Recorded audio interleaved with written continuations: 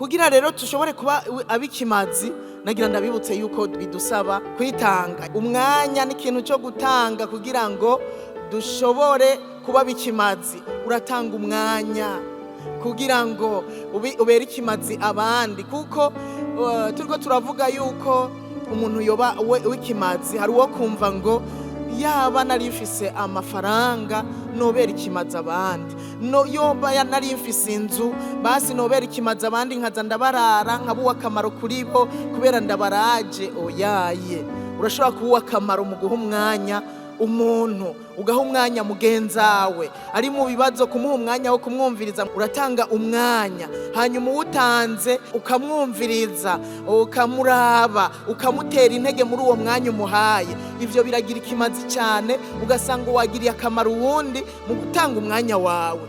Ikindi wokoresha kugira ngo ubere ikimazi abandi ni ingabire.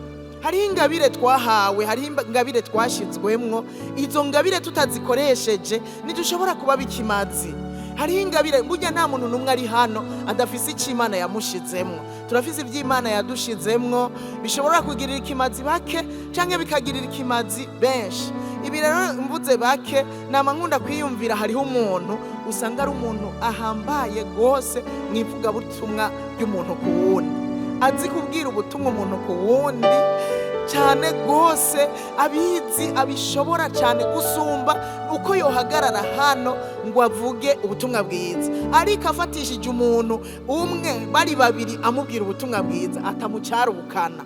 Iyo ni ingabire idasanzwe, aho uri kurabera uw'ikimazi babandi bariko barahona ukababera uw'ikimazi. Ingabire ziratandukanye, hariho abashobora kugwaza, hariho abashobora kuganiriza abacitse intege, hariho ingabire yo gutera intege, hariho abashobora guhanura abandi. Izo zose ni ingabire twashizwemwo. Ndasavye bamama tuzikoreshe kugira ngo tubere abikimazi abandi. Mu nzu y'Imana ho mukundi ni kibanza turindiririyemwo ukugaruka k'umwami wacu Yesu, kandi tukimurindiriye dutegerezwa kumurindira dukora kugira ngo abandi bafashwe.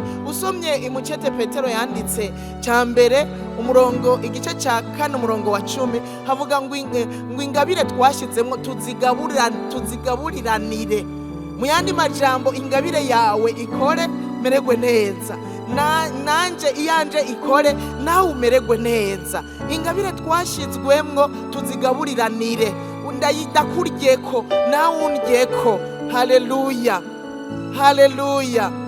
Nukuvuga ngo ingabire twashizwemwo zizotuma tubera akamaro abandi.